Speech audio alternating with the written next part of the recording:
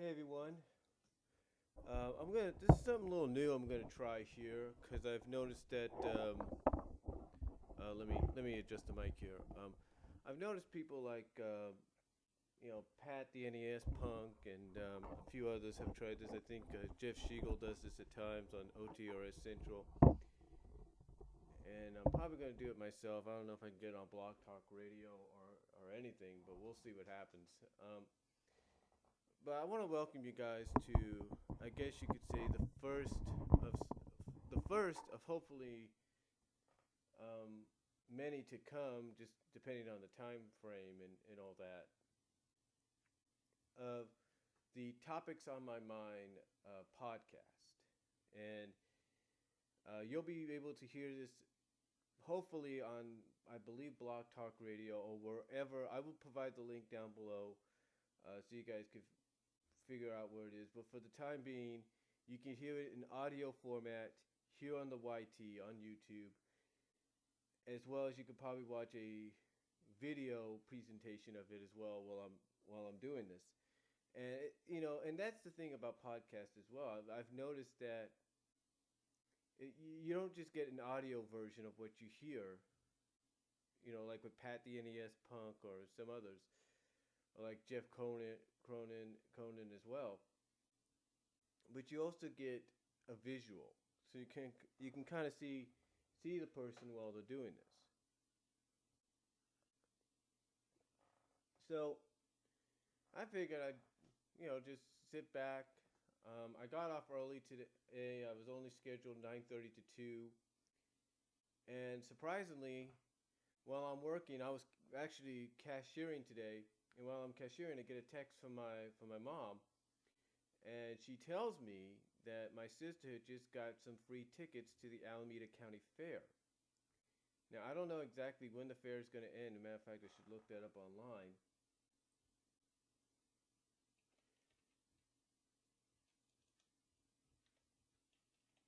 Um, but yeah, she got some free tickets. My mom texts me about 29 minutes before I'm out of there, and she tells me that she's going to, and the fair obviously, from what the goes, ends today. So let's see. Yeah, it goes from the 18th to today, June 18th to today, and the hours are 11 a.m. to 11 p.m. So that's gonna be big. That's gonna be big. Yeah. So yeah, but she got some tickets, and obviously they're gonna go and have some fun there, and I think mainly also to promote their business. My sister and my brother-in-law have this pressure washing business, and they go out and they pressure wash not just vehicles, but they pressure wash parking lots if they need it, company buildings, store buildings if they need it. So it's not just to go and have fun, which they will, but it's also to go and promote the business. Um,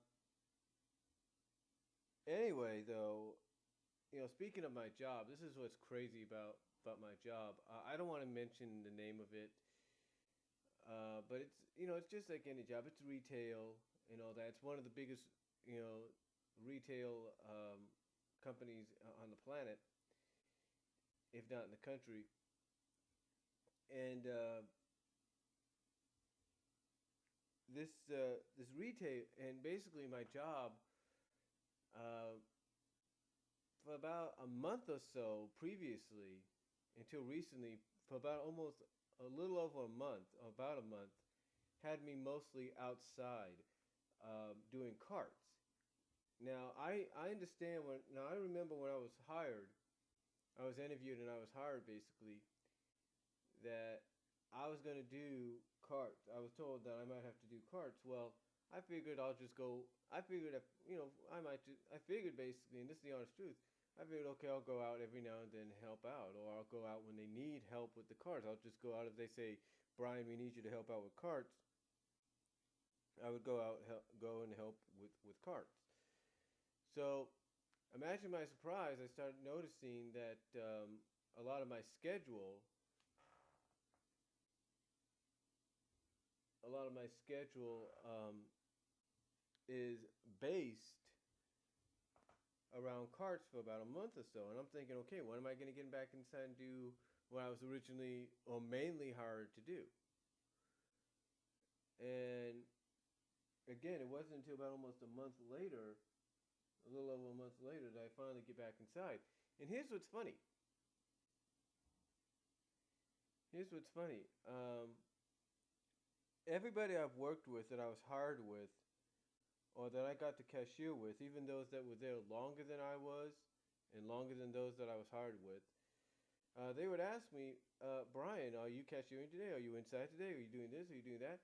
It's like they want me inside, and even some of the CSMs and assistant managers would ask the same thing, and it'd be like, and I'd have to tell them, no, I'm actually going to be outside, and some of them be like, oh, that's too bad. We would like you inside. And there were, and I will say this, there were times that I would go inside when they needed me to. I mean, they would call me in. I would do what's called a money pull with some of the CSMs, or I would come back from a break and they would say, okay, I need you to go to this register and do that for about 20 minutes, 40 minutes, whatever. And I would do it. I would go and do it, but then I'd be going back outside. As a matter of fact, I'll tell you this. One CSM, well, he's no longer a CSM. He's more of a department manager and basically on the brink of being like a zone manager or assistant manager. This guy basically this guy is basically a by the book individual. He's by the book individual, and he literally, even though he's below the assistant managers, will try to override them and will override them. I mean,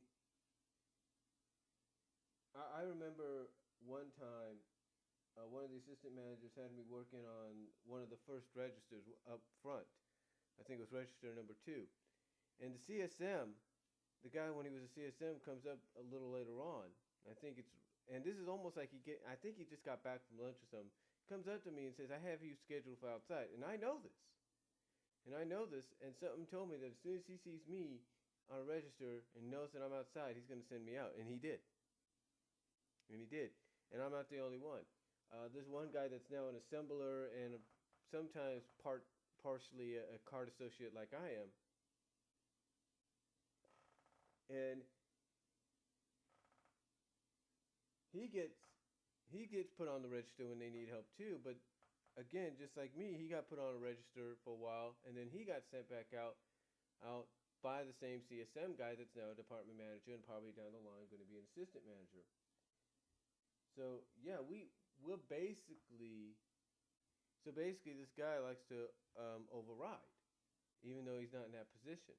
And there's a lot of people that are like, hey, we like this guy, when he's not working or when it's not so bad or whatever, he's a cool guy. He's very understanding. And I've noticed that. I know this guy. I know this now department manager guy is a cool individual. He's nice and everything. He can, he's easy to work with at times, but here's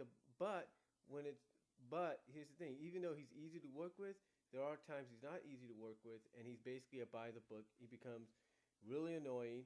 He becomes really annoying. He becomes, basically someone that you just want to basically slap the taste out of, or basically knock some sense into, because, he's like trying to be all superior. He basically what he is in the eyes of a lot of people. He's basically a career-oriented individual. I mean, like I say, he's a good guy. Don't get me wrong. And I think, and I've noticed, and again, I will admit this, I've noticed that when it's not so busy, because I've opened up the store with him. Well, actually, I didn't open up the store. I came in about a half hour after he did, and he's a cool guy. When it's, he's easy to work. Like I say, he's easy to work with, and and everything. But when it gets busy and basically when it's hot and stuff, it's like, oh my God, this guy becomes, he's basically, how do I put it like this? He's basically like Dr. Jekyll, Mr. Hyde. That's how bad he is when it comes to being in charge. When it being in charge or being left in charge on busy days or busy and hot days, he becomes basically Dr. Jekyll, Mr. Hyde. He's like day and night. It's like he's good. Then he's like he's okay sometimes, and then sometimes it's like this is not the day to mess with him. And for some reason, I always seemed to be. I always felt like I was his favorite. I was a target of his. It's like he would pull me inside and tell me this and that, and kind of explain this to me. I'd be like, well, look, I'm doing the best I can. And he basically would overstep his boundaries, and sometimes he'd get in trouble and it'll get talked about it. In fact, one of the first times he got on me was when I was registering at what's called the smoke shop register. And he got on me in front of the customers, and the customers were like, hey, you can't do this to this guy right now. He's doing the best he could. And they go tell the guy who hires me, the assistant manager. The assistant manager talks to this guy, this former CSM now department manager, and he's never done that since.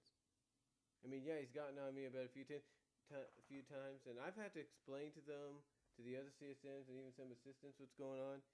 And sometimes it's basically the stressing of the day and the stress of the day and basically maybe the heat of the day. So it gets to a lot of people.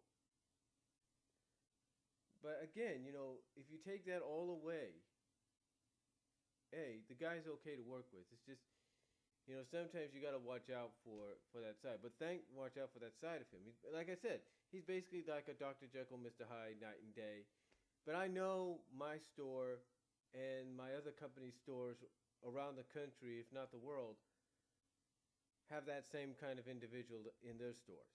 And I know it goes for the same, like, other retailers, like the Target stores and Toys R Us and places like that. So I know it's the same with them. They have that kind of an individual. But here's what's crazy, though. Here's what's crazy. My store, my company, my region wants us to do, when people like me are put out to do carts, they want us to basically get all the carts in before we leave. Now, at first, in the past, it's like, okay, as long as you get the carts in the corrals, that's fine. You got to just clear the parking lot. Because we used to have a lot of carts. And then recently, they took away 200 of them to another store about 20 minutes away in another town and gave it to them. Gave 200 carts to them to help them out. So now getting the carts in is a lot easier, especially if it's two people, and sort of okay, I guess you could say, if it's one person. But mostly it's easier with two people. And that's the one thing I've always looked at, that why can't they see that during the summer you need two people? One person maybe during the non-summer days, the school days and all that can do it. But when you have Friday and Saturdays, and mostly then summer days that are basically like Fridays and Saturdays every day, yeah, you need more people out there. I mean, give you a good example. Carts were hectic on the eve before the 4th. And from what I saw when I went in to get a few items on the 4th of July, they were bad. And, it just tells you the scheduling is off there. I mean, there's a store, there's a company store down, I don't know if it's in Virginia or in Texas or something like that. And this store has worked it out to where they make sure they have enough people at the right times to help out. And it seemingly is working in their favor. But again, that's just my store for you. And I can understand trying to save money and stuff like that. So, but, still, it's like, you can't just expect to save money because you feel, hey, we need to save money.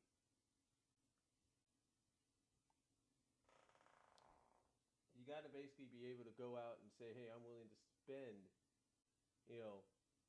this money to help the store out.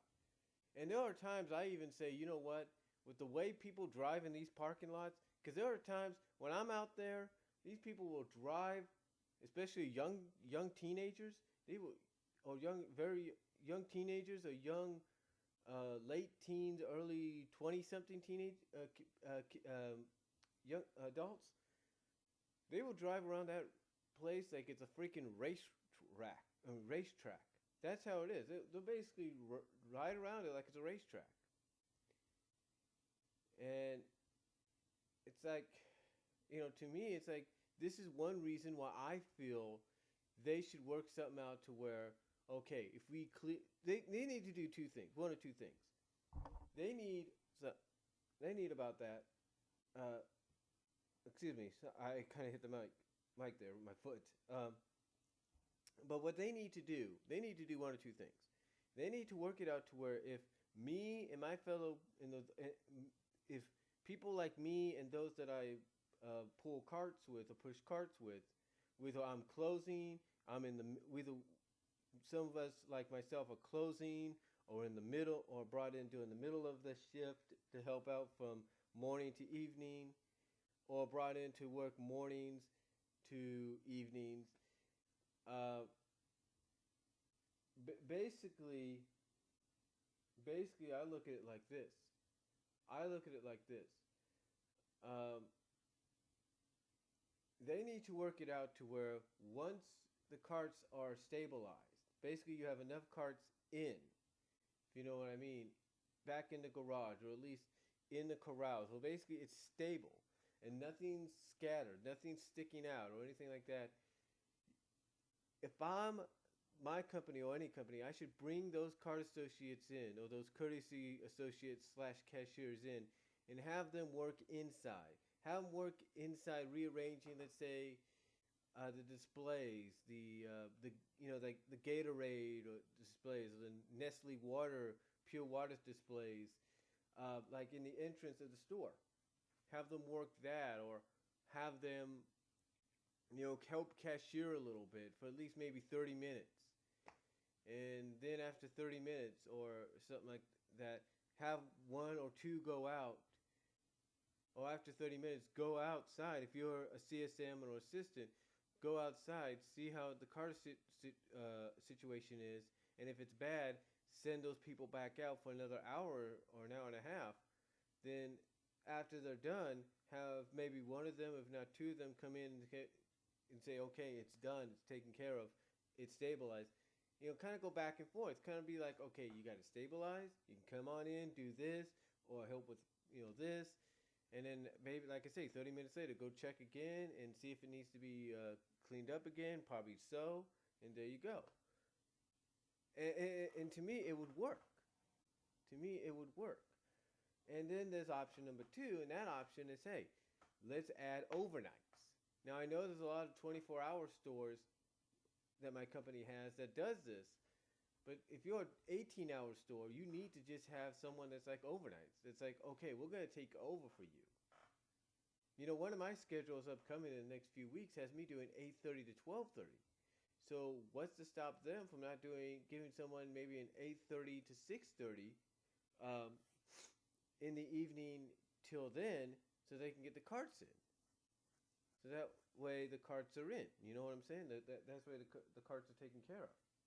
Even when somebody that's, let's say, there from 3 to 12 or 6 to 12, goes home, you'll have someone still left over to do carts and make sure it gets cleaned up.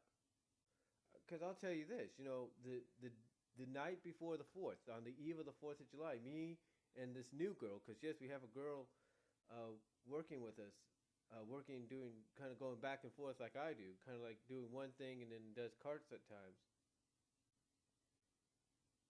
She and I barely got most of the front entrance and garden entrance, basically the whole front parking lot, cleared and cleaned up by midnight. We barely got that done, except we left the side unattended because it got so busy. We got hit so badly. I think one of my CSMs said it best. It was basically a living hell. It's like, where did suddenly all these people come from between 9 a.m. and almost midnight? What the heck's going on? I mean, I understand buying certain things and all that, but come on, couldn't you just wait to get up early in the morning, get the stuff before it really gets packed, and then go? It's like, what is the, what's the deal? You know what I'm saying? It's like, what is the point in all that? But that's just something that I'm sure a lot of stores deal with. The best thing, though, for me that's happened is one, me and my fellow associates, and I'm sure this goes for anybody here in California, we got that dollar increase or dollar something increase, so we'll be fine there. That helps out. A dollar's a dollar, as they say. And then of course, and then of course, the other good news for me is I'm going to be back cashiering. I'm basically going to do what's like doing as the smoke shop cashier. Basically, I'm going to start in the smoke shop register. I'm going to go, flittle. I'm probably going to go to other registers, but I'm going to start there and I'm going to end there. That's basically how it is. But anyway, that's just one topic. Let's go on to another topic here that really, it's really, I've really talked about this. I've talked about this before through audio videos and on camera and all that. Or actually just do audio on camera. Actually, I've talked about it on camera, I believe. But I've also talked about it, with the audio, with my camera in front of with something in front of my camera, and you just hear my voice. But I want to talk about a music video that it's going to be going on its 30th anniversary. I mean, yeah, this video actually recently celebrated its 25th anniversary about 2 years ago.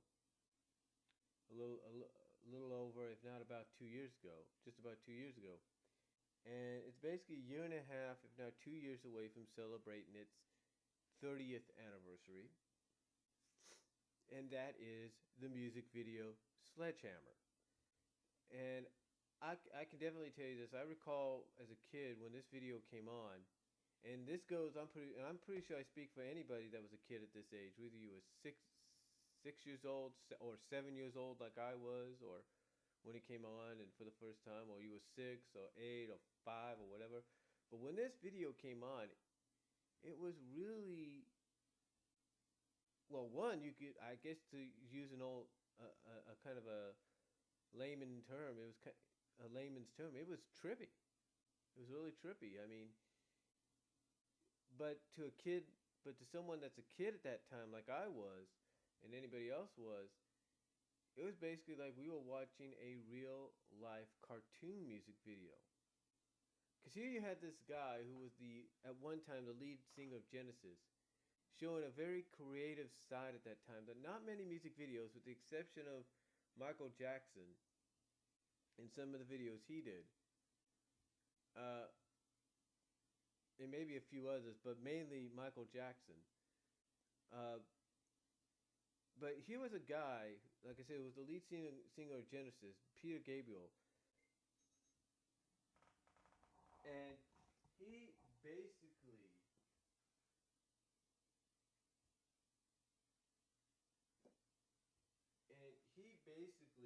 literally changed the face of how you saw music videos. He did. I mean, he literally changed the way you saw music videos. And to me, when the Sledgehammer video came out, I mean, at first, I'm pretty sure if you heard the song on the radio, you're thinking, it's a nice beat and everything, and I'll probably just have a normal music video. But nothing would have prepared you for what you saw. Well, maybe it would have prepared you when you've seen some of his earlier work, but nothing like this. Because basically, here comes a music video that's completely stop motion, live action stop motion, basically live action stop motion claymation. That's what it was. And again, like I say, to kids at that time, to kids my age at that time, it was like watching a real life cartoon come to life because,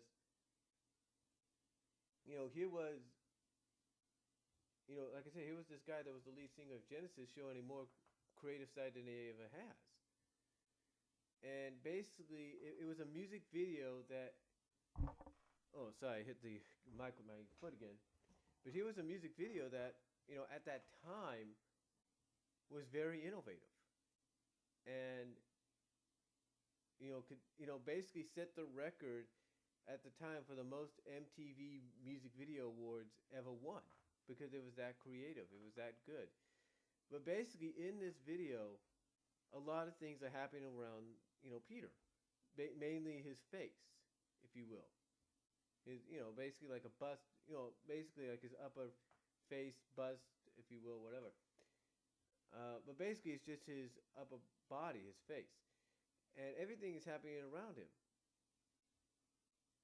And one of the things that really always stuck in my mind as a kid, and even to this day, that made me a fan of it, was stuck in my mind as a kid.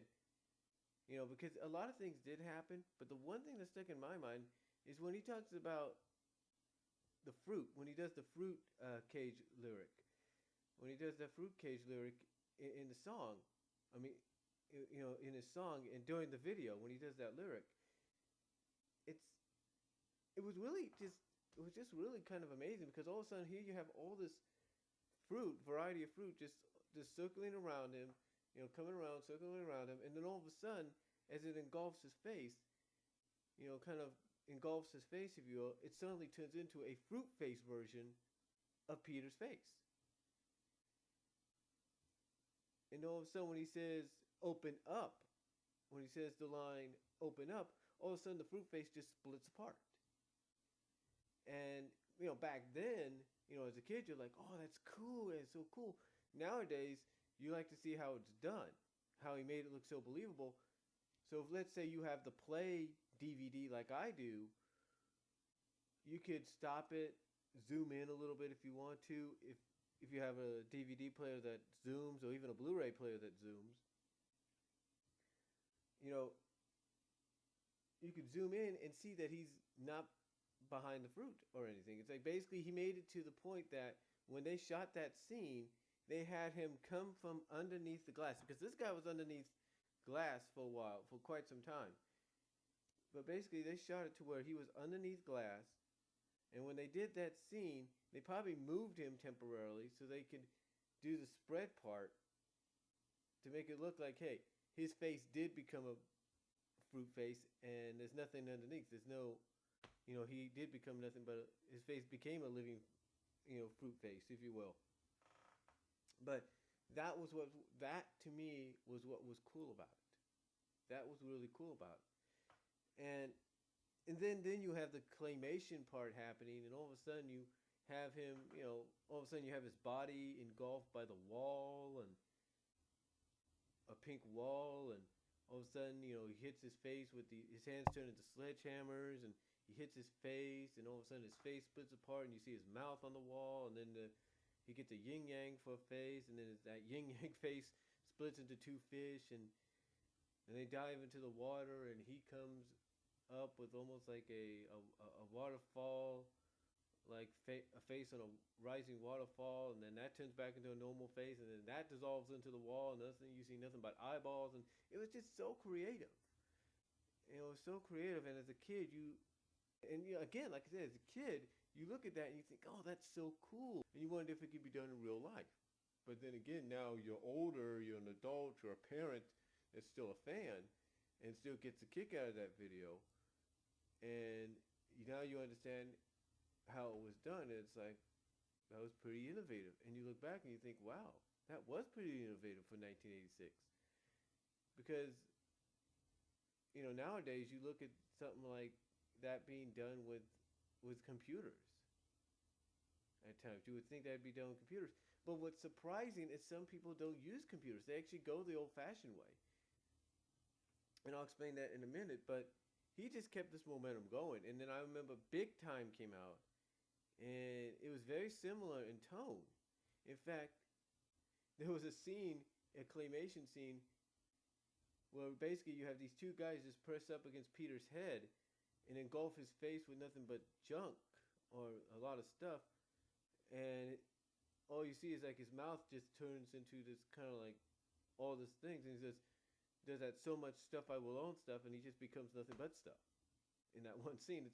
It's really, really cool. And then the ending of it, basically, where after he is broken down, this like little mirror clock or whatever, he rises up as nothing but flowers.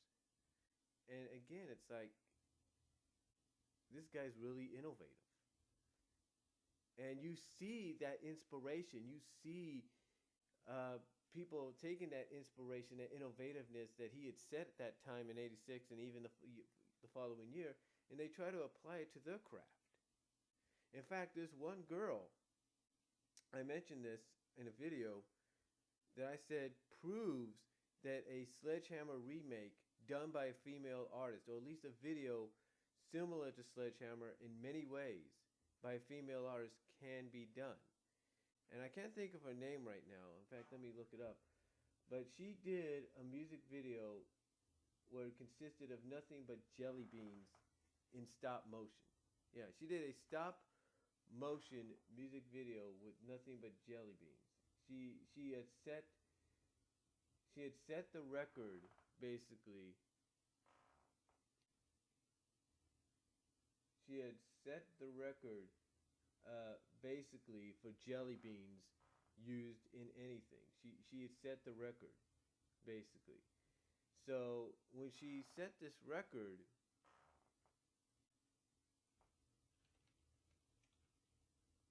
again, hold on for a second. Computer's kind of acting up here a little bit.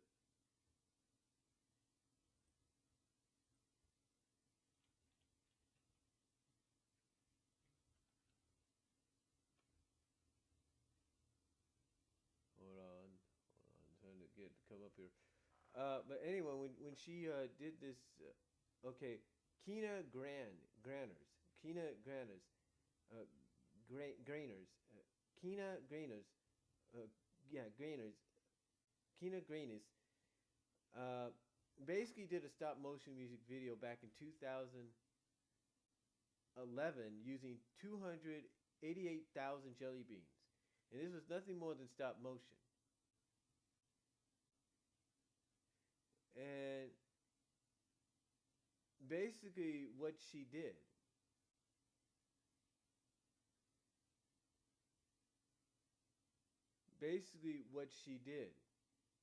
is she did a stop motion music video. They showed the making of it, and it seemed very similar to what Peter Gabriel done with Sledgehammer.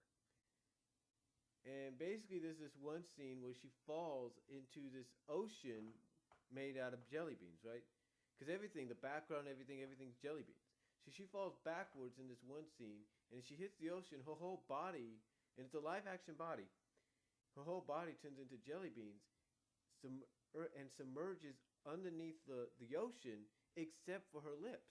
Her lips stay on top of the ocean, and then they just come up to the screen, and while she's still singing, showing that she's still singing, even though she's nothing but a jelly bean lip that wings pop out of and everything. So again, it shows the inspiration there. And then there's another artist that did something similar with her song.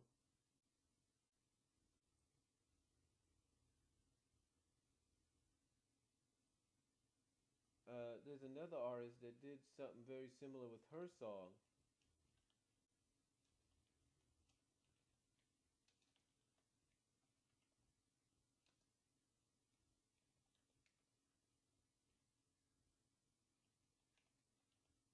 Yeah. Elizabeth Cook, who's a country artist, she did something very similar with her song, and right off the bat you could see it, what she had done. But basically, I remember this back, and it shows you the year 2002, and that was about the time I was getting my computer that I have, about 2002, 2004. And Elizabeth Cook did this song called Stupid Things, and she did the music video for it, and it was a stop motion like music video. And then there's this one scene where she bites into this big watermelon, and then all these big fruits, not like Peter Gabriel, similar but not like it, start to surround and engulf her face. And what happens is suddenly you get a background of storage containers, multicolored storage containers, and then all of a sudden all these things surround her face, and suddenly she becomes a fruit face. showing that her face has become a fruit face. The big difference, though, is it's not like Peter Gabriel's because this is basically like big. It's apples, oranges, pears, bananas. You know, the watermelons that she bites into become her lips. You know, it's and you can find this on YouTube, but she does to me when she did that one scene.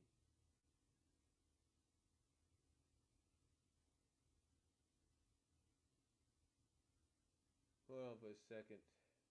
Yep, had a feeling.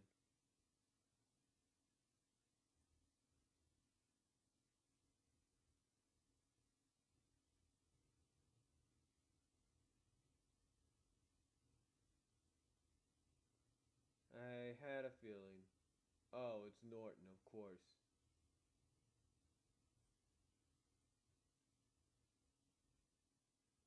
But anyway, like I said, when she did that one scene, to me it was basically paying homage to, from my perspective, she was paying homage to Peter Gabriel's Sledgehammer in that fruit face, in that fruit scene, or the fruit face scene. She was paying homage to that. Now, there's a lot of other people that have paid an homage to the Sledgehammer music video. Uh, there's this one group that the song's called "Keep Your Eyes on the Road" or "Eyes on the Road," and their video is very similar to Sledgehammer, almost in every way, not exactly every way, but similar, but with a few different, with the own unique, with a few of their own unique twists thrown in. There's another group uh, with a song called "Crooked Teeth," and they have not one but two of them. They have two music videos. One's completely like cardboard stop motion kind of deal, and the other is a Sledgehammer homage, an homage to Sledgehammer. And to me, it's like that's pretty damn cool. And then you've seen all these other music videos out there. There's a Kales, what's her name? Kulis, Kelis, and she did a music video that was similar in a sense. No, not very well, not in the sense, but very similar in some ways. You could tell she had inspiration from that, and it's kind of stop motion like, especially the ending. Um, there's a lot out there. There's a lot that do this. You know, there's a group. I can't think of their name right now, but they did. But one of the lead singers, one of the female lead singers, I think this is before this. She was the original, and I think this is before she left. They did a song where basically the music video for the song was based around sand. Was a stop motion music video using sand, and basically as the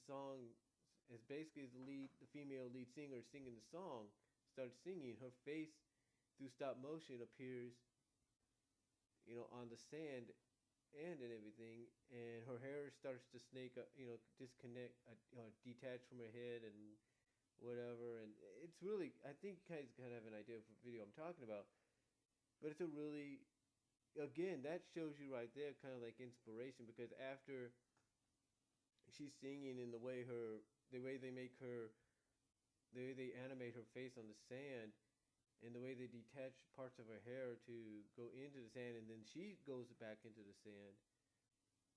And it's really, to me, it shows you that there's inspiration there from the Sledgehammer video. So I know people are still inspired. I mean, as a matter of fact, you have Play with Your Music, partnering with New York University, and I think they're working on possibly doing a Sledgehammer music video remake. You have a group of guys recently. I can't think what their names are. That did through a computer program and all that. They did their own remake of Sledgehammer, You have Peter Gabriel himself even crowdsourcing the fans for the 25th anniversary to do their version of Sledgehammer and certain scenes that they liked, to remake their version of certain scenes from Sledgehammer to be incorporated in a remake of the video, which we have yet to see yet. So you got all that out there. And you even have this R&B artist, Malaysia, I believe, who did a soulful R&B version of Sledgehammer. And and to me, her video version wasn't stop motion or anything, but the only thing you can kind of tell that may have been kind of like an indication of like paying homage is when she goes behind this dressing wall and you see nothing but a silhouette. Dancing and singing, and I think that's about it. So, to me, and I know I say that a lot, but in my opinion, I think Sledgehammer, in my opinion, is a great music video. I think that the song's catchy too, and it's a great music video, and I truly believe that someone out there, and this is my opinion, I believe someone out there, a female music artist, is going to remake Sledgehammer with their own video. Now you might say, well, you have those kind of artists already. You got Katy Perry, you got Lady Gaga, and it's like, yeah, you have those artists, and they are creative. Do not get me wrong about that. Do not get me wrong about that. But what I'm talking about though is I think, in all honesty, there's going to be a female artist out there, whether it is a Katy Perry, whether it is a Lady Gaga, whether it's someone established like a Mariah Carey, maybe. Who knows? But there is going to be someone out there, and maybe even be a Demi Lovato, the girl that did the pop version of Let It Go from Frozen. Maybe her. It could be anybody, but I believe there's going to be a female artist down the line that's going to do a music video with their own song. It's going to be their own version in homage to Sledgehammer, and I just get this feeling that it's going to be remade top to bottom in the exact same way as the original was, but the big difference is it's going to be done with their own song that kind of could be interpreted into a remake of an exact remake of the Sledgehammer music video. I believe that is coming. I believe it is. I just don't know when. And I've named off. I've said Katy Perry could do it. I'm not going to deny that. She's creative. She can do it. I know Lady Gaga can do it. There's no doubt about that. But there's more out there. And I'd like to know from what you guys have to say about that. Who you guys think could be that next, be that female artist that does it.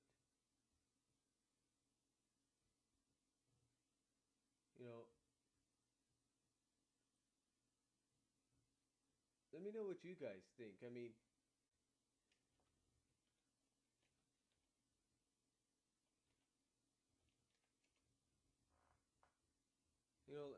know what you guys think. Do you think she could be that?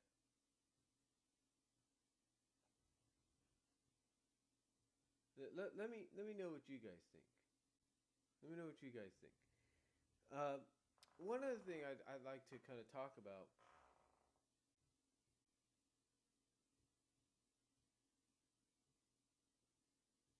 One other thing I'd like to talk about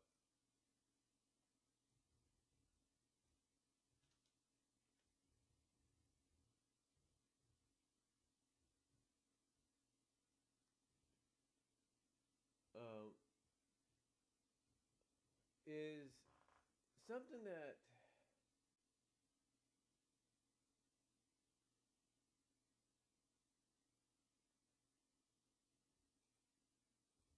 something that I don't think a lot of people ever, give credit for. You see, when you see, it's called creativity, especially with certain things that some people don't understand, like the melting, the transformations, the SVs, the UBs, whatever you want to call them. And especially when people write stories about them.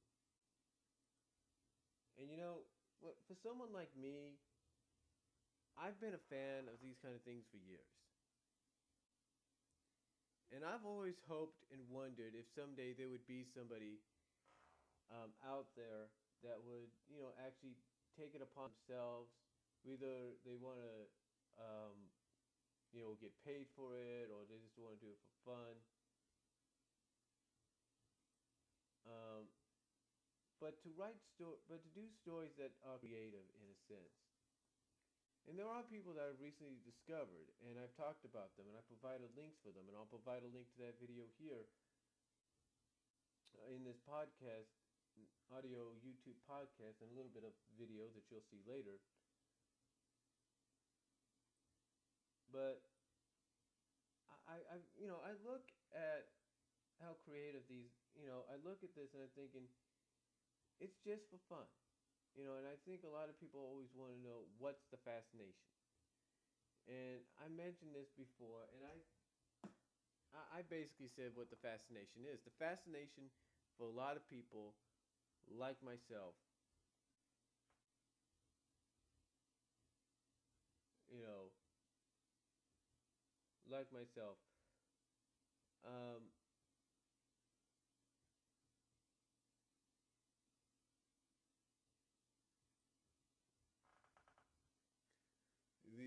the the one thing about the intrigue of these things that I look at is um,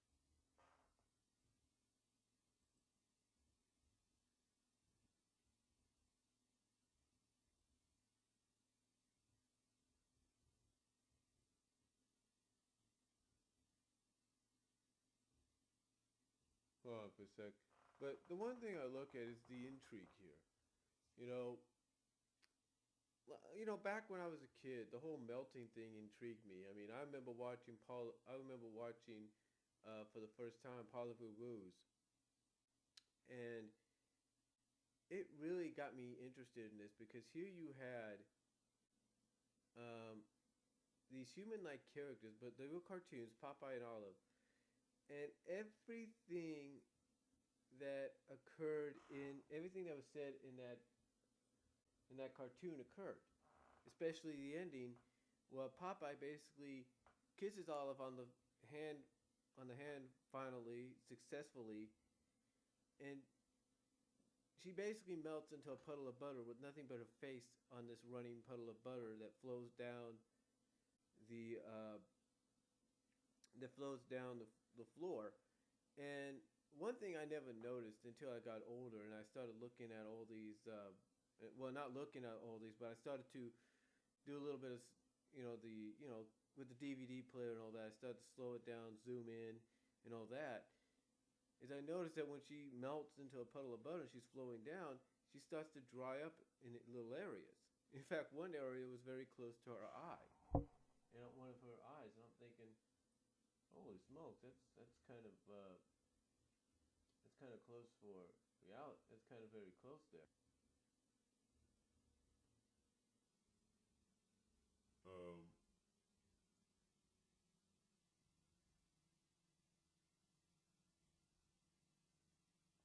it's kind of close there and everything. But that's what got me intrigued in it. And then I started seeing other cartoons even earlier than that, like Suna Kruna that did it. And to me, that's what always intrigued me. And then later on, you had when Tiny Toons came out and Animaniacs came out, and they started embracing what was known as the melting gag or the lustful melt gag. It's like, wow, this is pretty cool. They actually that actually basically embracing something that was done a long time ago. And I'll be honest. When I got online on the internet and I started on the internet, I was wondering, am I going to be the only person here? Am I going to be the only one, or at least maybe one of just a few that are a fan of these kind of things? And then I find out I'm not. I find out there's a lot of people that are a fan of them. And there's nothing to be ashamed of. I mean, you have people that make groups based around this.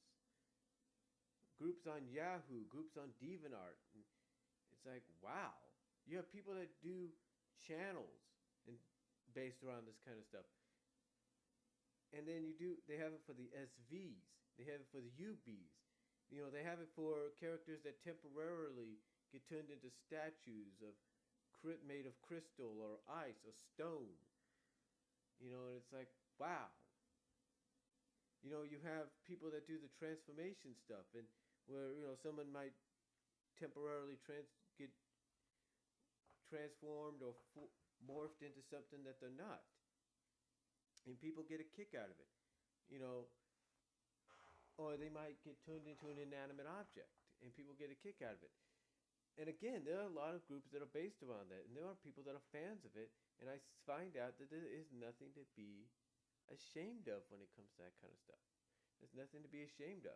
I mean, sure, people are going to question and wonder why you're afraid of this kind of stuff. I mean, not afraid, but I'm sorry, I'm still a little tired. But sure, there are going to be people that are going to ask and wonder why you're a fan of this kind of stuff, why you embrace this kind of stuff, why you're not ashamed or anything. And to me, it's basically the fact that it's just, like I said, it's just intriguing. It's like basically if it could be done in real life, it's like a what if. It's like with the invisibility. We've had films and movies and episodes of shows and all that where characters temporarily become invisible. And sometimes the character that becomes invisible, takes advantage of being invisible, plays little tricks and games. And to me, what really got me intrigued in that was The Invisible Kid, which is an 1988 film starring Jay Underwood and China Phillips of Wilson Phillips. And there's a scene in there where basically China Phillips discovers, or finds out finally from Jay's character what's going on, and out of a deal to help him out, basically she finds out what's going on. She actually gets interested, if not intrigued herself. So out of a deal to help him out, he lets her test it. Well, not test it, but he lets her take a sample of it. And she goes invisible. And then as she's invisible, she does a little strip tease for him. Because she's invisible. He can't really see anything. You know what I'm saying? It's stuff like that that really intrigued me. And again, it's just, to me, it's an appreciation for this kind of stuff. And if you're willing to write stories based around it, more power to you.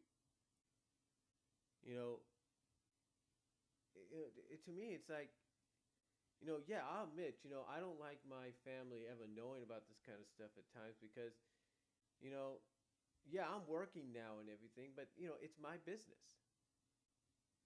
It's not like I go out and I say that, oh, my mom's, I don't go out and say my mom's a fan of this movie because it's just her favorite movie, and anytime it's on, she just keeps watching it and watching it and watching it and never stops. I never really point that out that much because heck, I'm somebody that still watches Transformers the movie.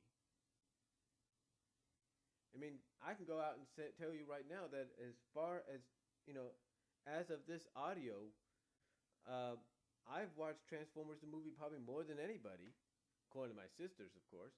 And I've watched it on every single format I can think of, from VHS, recording it off television with my own off television and with my own recording off of television, I've watched it on DVD, and now I've watched it on Blu-ray. It's like, how many more formats do I have to watch it on? You know what I'm saying? But it's just something that to me really, it's just things like, like that. That basically what I'm trying to say is, you know, I don't, I just think that the reason people question why you would be interested and intrigued by this stuff, even though you like it because that's your business and it's what you basically want to have, be a fan of, because you find creative ways to make stories out of it, or fan art out of it, or web comics out of it. The reason I believe that they're always questioning you, wondering why you're a fan of it, is because they just don't understand it themselves. They don't get the intrigue process of what would it be like if you had the power to turn yourself into a slime person, and then just to relax, you just go into the tub and melt into a complete puddle and just relax that way for the rest of the day until you're ready to reform. Or if you have the power to go invisible or something like that. They just don't get it. And I don't think they would get it. Especially with the other things like the SVs and the UBs, which are a little bit more extreme, if you know what I mean. But again, that's just, from my point of view, that's why I think, people don't understand. But that's also why I'm thankful. That there are people out there that are fans of this. And I'm thankful to know that I'm not the only one that's a fan of this, that's intrigued by this. I am thankful to God that I'm not. And, I just hope there are more out there. And I'm thankful. I am thankful that there are people out there, ladies and gentlemen. I am thankful that there are people out there that are willing to come out and write these kind of stories, draw these kind of web comics. Either it's for a commission where you pay money to them, or you trade with them and they do it for something you're going to do for them, or they just do it for the fun of it because they want to be nice. So, and they just want to help you out, and you basically in turn are saying, hey, I'm giving you some ideas that'll keep your brain going. So, that's just me. But again, I'm just thankful to God that we have those kind of people out, that those kind of people are willing to do that. And it doesn't mean that you're weird or anything. It's just that you're intrigued by this kind of stuff. That's all. People can question why, and the reason they're Christians because they don't understand. But I am thankful that there are people like me out there that are fans of this. So, but anyway, I think that's all I'm going to say for right now for this first topics on my mind. YT podcast, audio podcast that will be probably featured here on the YT for right now, and then maybe later down the line it will be seen or heard on places like Blog Talk if I can get on there, or whatever radio sites, like a YouTube radio site. But anyway, just thought I'd let you guys listen in on this. I hope you all enjoy it. Take your time in listening. It is a long podcast and everything. So, but I just thought I'd get a lot of this off my mind, and maybe there'll be more to come down the line. So, take care, and I will try to provide some links down below of what I talked about. And